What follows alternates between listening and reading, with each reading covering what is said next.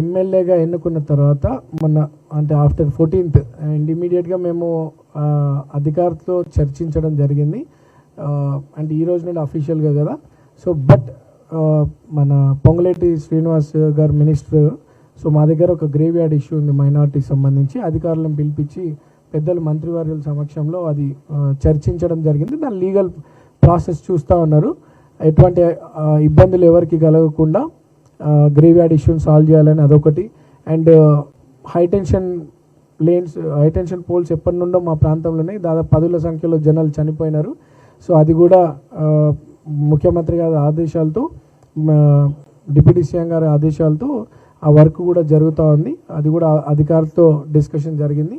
And కృష్ణానగర్కి సంబంధించినటువంటి నాలా issue కూడా వర్షం వచ్చినప్పుడు ఆ ప్రాంతం అంతా కూడా వరద బాగా వచ్చేస్తుంది. అది కూడా అధికారులతో మాట్లాడడం జరిగింది. అండ్ ఫ్రమ్ టుడే టుమారో అందరు అధికారులతో మాట్లాడి ఇచ్చినటువంటి వాగ్దానాలన్నీ కూడా నెరవేరుస్తాం. అండ్ ఎన్టీ రామారావు గారి స్టాచ్యూ ఒకటి అండ్ పి జనార్దన్ రెడ్డి గారి స్టాచ్యూ విషయంలో కూడా ఆ కమ్యూనిటీ పెద్దలతో మాట్లాడడం జరిగింది. అది కూడా వీలైనంత తొందరలో నెరవేరుస్తామని చెప్పి తెలియజేస్తూ, ఆ ప్రాంతంలో ఇంకా అనేక సమస్యలు ఉన్నాయి, అవన్నీ కూడా ఒక్కొక్కటిగా నెరవేరుస్తామని చెప్పి తెలియజేయడం జరుగుతుంది. నవీన్ యాదవ్ ఎమ్మెల్యే కావాలన్న ఒక కోరిక వెనుక బలమైన నిర్ణయం ఏంటంటే ప్రజాసేవ. మా ప్రాంతం దాదాపు 80% ఒక స్లమ్. సో ఆ ప్రాంత ప్రజలకి అండగా ఉండాలనే ఒక కోరికతో నేను అధికారికంగా ఒక నాయకుడిని కావాలనేది ఉండే.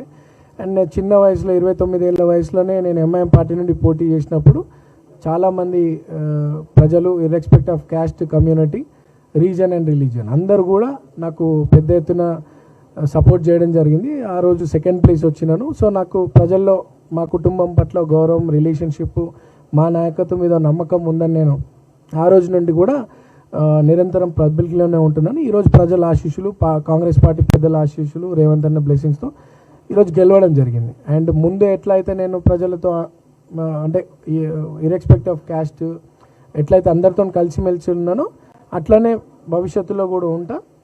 ఈరోజు నాకు ప్రజలు ఒక పెద్ద బాధ్యత, పార్టీ ఒక పెద్ద బాధ్యత ఇచ్చింది.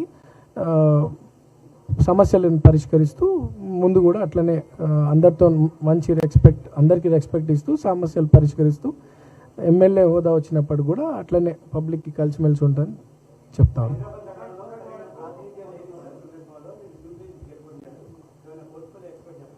నాకు అటువంటి ఎక్స్పెక్టేషన్స్ ఏం లేవు. ప్రజాసేవనే నా మేజర్ ఎజెండా. అండ్ డెఫినెట్లీ మా ప్రాంతం ఏం చేయకుండా అంటే ఓకే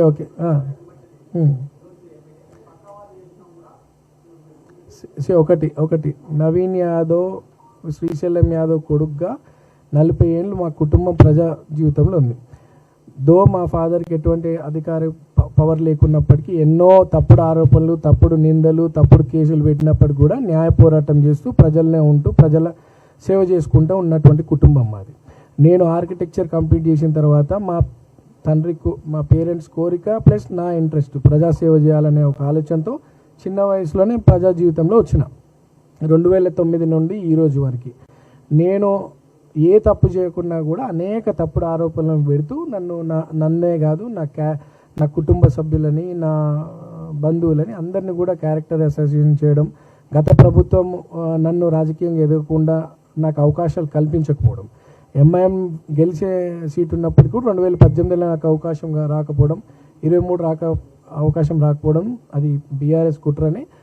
అవకాశాలు రాకుండా అనేది కామన్. బట్ స్టిల్ తప్పుడు కేసులు పెట్టి నా లైఫే డ్యామేజ్ చేయాలని చాలా ప్రయత్నాలు చేసినారు. బట్ భగవంతుడు ఉన్నాడు, ఇది దేవుడి నిర్ణయము. ఈరోజు ప్రజల ఆశీస్సులతో భగవంతుడు రేవంత్ అన్న రూపంలో వచ్చి మాకు అవకాశం కల్పించిండు. స్థానికంగా ఎన్నో సంవత్సరాలు అసలు ఎప్పుడు కూడా అక్కడ స్థానిక వ్యక్తులకు ఎవరికి అవకాశం రాలేదు. ఈరోజు కాంగ్రెస్ పార్టీ పెద్దల ఆశీస్సులతో నాకు అవకాశం రావడం, దాన్ని ప్రజలు స్వీకరించడం, వాళ్ళ తప్పుడు ఆరోపణలకు మా ప్రజలు జవాబు చెప్పినారు. సో మా ప్రజలకు మేమేందో తెలుసు. ఇటువంటి తప్పుడు ఆరోపణలు ఈ రోజే కాదు 40 ఏళ్ళ నుండి చేస్తూ ఉన్నారు. మేము వాటి గురించి ఆలోచించాం. మాతోనైనంత సేవ చేసుకుంటూ వచ్చినాం. ఈరోజు అధికారికంగా ప్రజల ఆశీర్వాదంతో ఎమ్మెల్యే అయినాను. అండ్ వారి సేవ ఇంకా పెద్ద ఎత్తున చేసుకుంటే ఇంకా మంచి పేరు సంపాదించుకుంటారు. ఆరోపణలు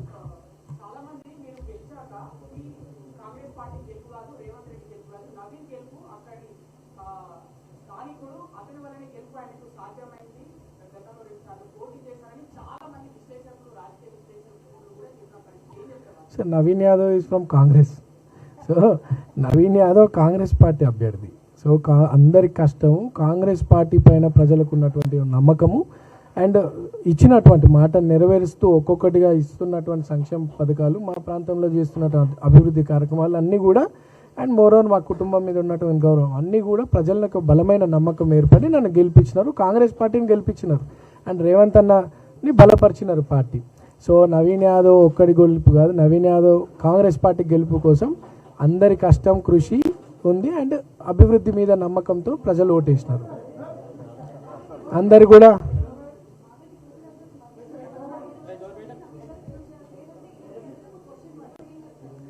ఎలక్షన్ ఈజ్ ఎలక్షన్, దానికి బై ఎలక్షన్ జనరల్ ఎలక్షన్ అనేది తేడా ఉండదు కదా. ఒకటి గోపీనాథ్ గారు చనిపోకపోయినా జూబ్లీహిల్స్లో బై ఎలక్షన్ వచ్చేది, అది చాలామందికి తెలియదు. And there was a case pending and almost అది ఫైనల్ జడ్జిమెంట్కి వచ్చే సమయంలో తన కాలం చేయడం జరిగింది. ఒకవేళ గోపీనాథ్ గారు బ్రతుకున్నా జూబ్లీహిల్స్లో బై ఎలక్షన్ వచ్చేది and case was pending at high court. So నేను అది కేసు విత్డ్రా క్లోజ్ చేయడం వల్ల తను చనిపోయినాడు కాబట్టి కేసు క్లోజ్ చేసినాం, లేకపోతే election commission was party it. So ఎలక్షనే జరిగేది కాదు. క్లోజ్ అవ్వడం వల్ల ఎలక్షన్ కమిషన్కి ఆ మెసేజ్ పోవడం, అక్కడ నుండి సెంట్రల్ ఎలక్షన్ కమిషన్ మెసేజ్ పోవడం, ఎలక్షన్ రావడం. ఎలక్షన్ అనేది ఆయన కాలం చేసింది కాబట్టి వచ్చింది. ఒకవేళ చేయకపోయినా ఎలక్షన్ వచ్చేది. ఎట్టి పరిస్థితుల్లో జూబ్లీహిల్స్ ప్రాంతంలో ఒక ఎలక్షన్ అనేది జరుగుతూనే జరిగింది అండ్ వి వన్. సో ప్రజల ఆశీర్ష